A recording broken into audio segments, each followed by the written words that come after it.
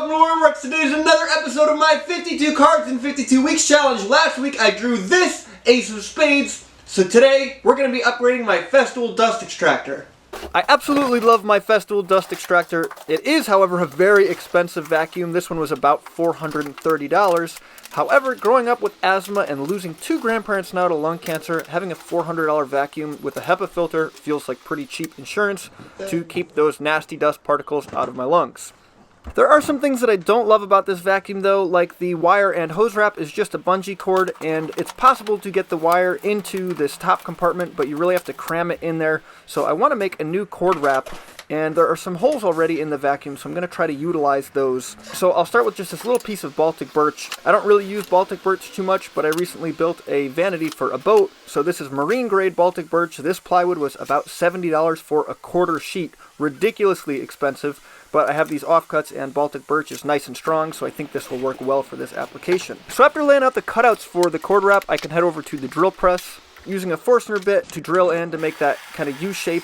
I'll drill about 90% of the way down until that little tip of the bit pokes through, and then I can flip the board over and drill the rest from the backside. This eliminates tear out and gives a nice clean hole. And then I can cut the rest of that piece out on the table saw, marking out those holes. Since this is a German company, it's all metric, so it was some weird numbers to make that all work. But I was able to lay it out, and using this little layout square, these things are great for this kind of application. And my little 6-inch rule, which I absolutely love. And then drilling that out on the drill press. I bought this drill press on Facebook Marketplace, and I had to laugh that it has all these Coastal Cloud stickers, which are a vape company, which I do not want to endorse on this channel, especially as previously mentioned, I was an asthmatic growing up, so I do not endorse vaping. I don't recommend that. I think that's probably pretty bad for your health, but to each their own. So I loaded up with some stickers of my own and some from my maker friends in the community. I made this other top piece to match the bottom piece for that same kind of cord wrap style. So I basically did all the same things on this top piece that I did on the previous bottom piece. And then I wanted to mount this other piece of plywood in the back here. I think you can get an aftermarket handle for this vacuum.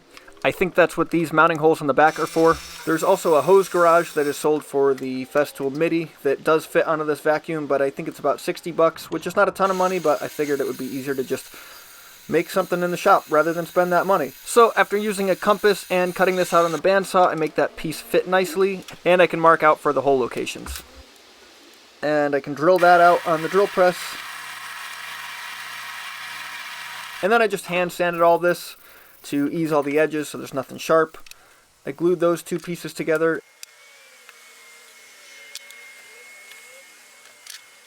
I wanted to put a couple screws in the back just to keep it from going anywhere, just to give it a little extra reinforcement.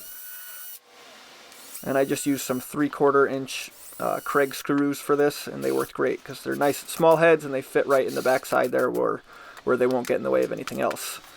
And then I popped the top off of this. I'm going to keep using the bungee for the hose, but with the hose bungeed, it's really hard to grab the handle. It kind of gets in the way of that, so I wanted to extend the handle.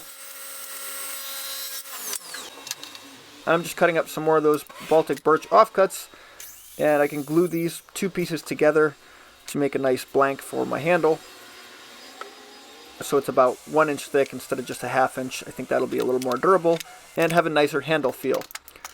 And then I can use the drill press again with that Forstner bit to drill out some holes for where your fingers are going to go.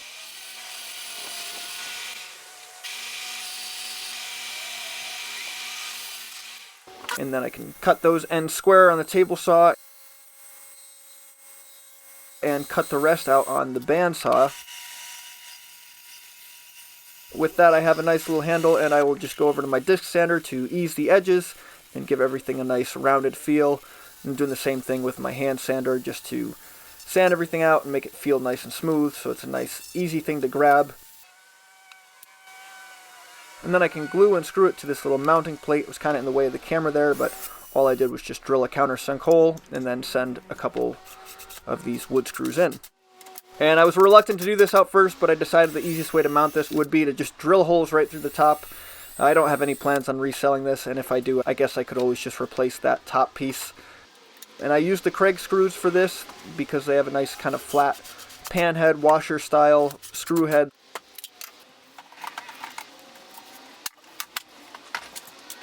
And those same Craig screws actually fit the holes that were in the bottom. They threaded in there pretty nicely. So I used those screws to mount the cord wrap on the bottom and on the back. I have to do a figure 8 pattern because the cord is pretty close to the ground. I would have liked to have that a little farther up. But this does just work fine. The vacuum rolls around, it doesn't interfere with anything. And I can use that same bungee, and you can see there I have a lot more room to actually grab the handle. I don't mind that protruding up because you can't really stack anything on top of this with the hose anyway. So I think this will make a lot of my installs easier where I'm bringing this vacuum with me. So I think these are a couple of good little upgrades. I think this is going to work out well for me just because I've been doing a lot of install work, and wrapping this thing up has been kind of a pain, and this is going to make things a lot easier. So overall, I'm really happy with how this works. I understand most people probably won't do this to their Festool vacuum, but hopefully you got something out of the video and were able to learn something. With that being said, I'm going to pick my card for next week. Alright, here we go. And bomb. Ace of Diamonds, plain till. Great. 2 aces in a row. So I hope you enjoyed this week's video, and next week I will be making a till for my hand planes. As always, thanks for watching.